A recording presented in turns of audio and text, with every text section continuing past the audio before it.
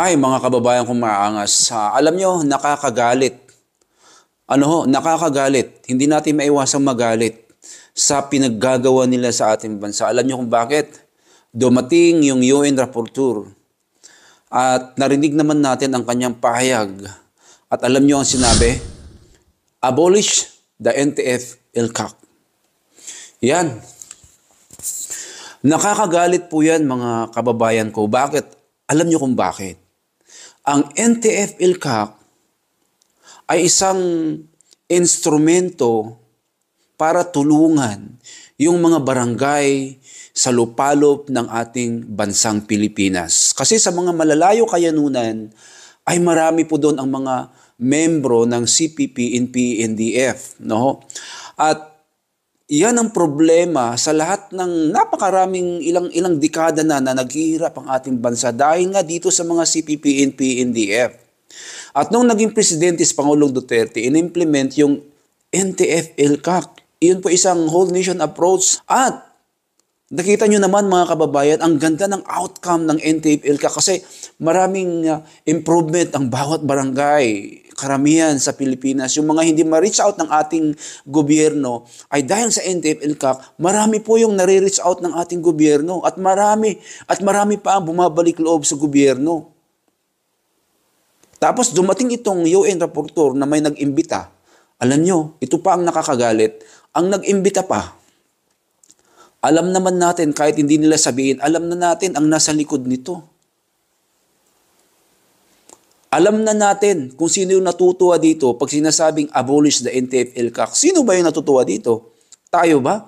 Tayo bang mga ordinaryong mamamayan? Hindi. Ang natutuwa dito, itong mga CPP, NP, NDF, mga tambaluslos, mga bangag, mga adiktos, mga kriminal, mga buhaya, mga magnanakaw, mga korap. Sila, connecting the dot again, mga friends. No? Gusto nilang i-impeach si BP. Gusto nilang kasuhan si PRRD at kinasuhan na nga si PRRD, ipasara ang SMNI. Bakit?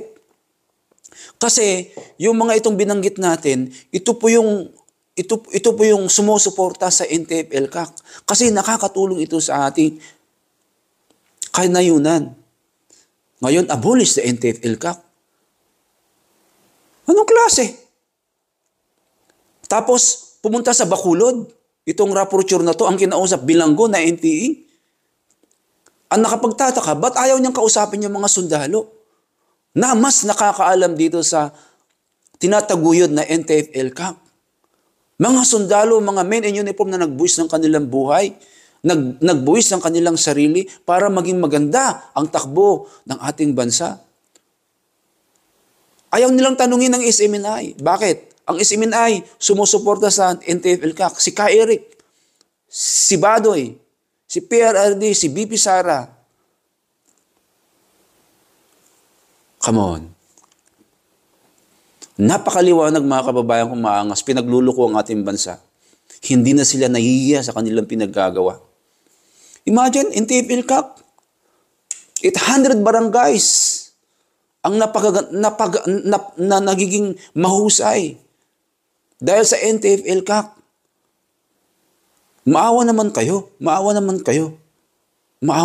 sa ating bayan. Panoorin natin si Harry Roque sa mga meron siyang dagdag kaalaman patungkol dito sa nangyari. Let's go. Ni minsan hindi kumatok sa pintuan ng SMNI. Bakit? Malayo ba tayo Hindi sa... ba niya alam na ang SMNI ang pinakamalaking biktima ngayon ng panunupil ng malayang pananalita? Pero dahil ang SMNI po ay suportado ang ELCAC, hindi tayo pinansin na para bang ang boses ng SMNI dahil kalaban ng ELCAC, hindi na dapat pansinin. Kahiya-hiya ka bilang isang special rapporteur. Mantakin mo, naghain ang mga reporters at anchors ng petition sa Korte Suprema dahil pinasara. Ni Katok, wala kang ginawa sa amin. Bakit? Kasi ang isang programa rito, talagang programa laban sa teroristang CPP-NPA. At yun ang nagbunga nga ng pagsara sa SMNI. At least pagtangkang pagsara dahil hindi naman tayo pumapayag. Ano klaseng special rapporteur ka? You are not a special rapporteur for freedom of expression. You are a special rapporteur for the communist terrorist group. Dahil sino makikinabang sa iyong mga rekomendasyon na isara ang NTF-ELCAC ang terorista, ang CPP-NPA lamang.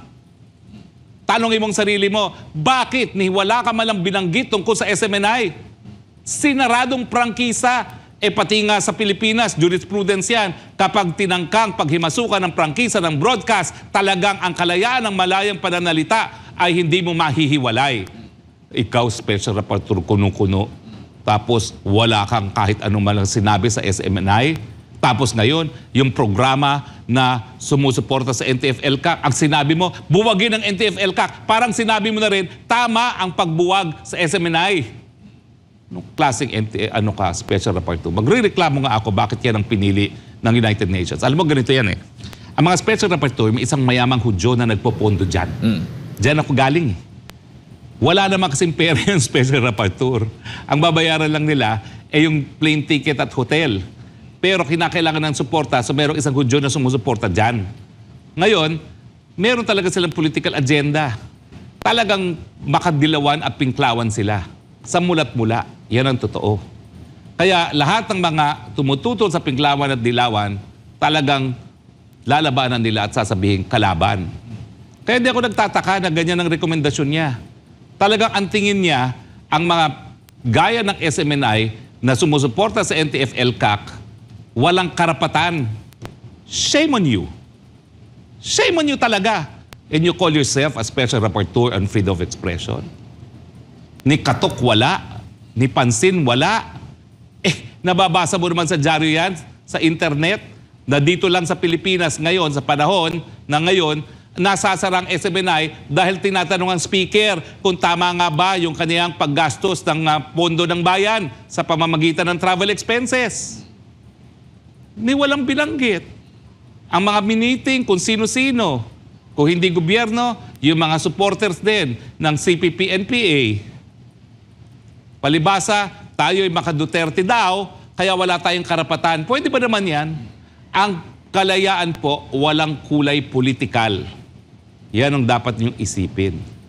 Kaya nga po, nakakahiya kayo. Sinira niyong kredibilidad ng Special Rapporteur System ng United Nations Human Rights Council. Sinira niyo po ang tiwala ng taong bayan. Hindi lang ng mga Pilipino, kundi ng mga mamamayan sa buong mundo nung inisnab niyo po ang SMNI.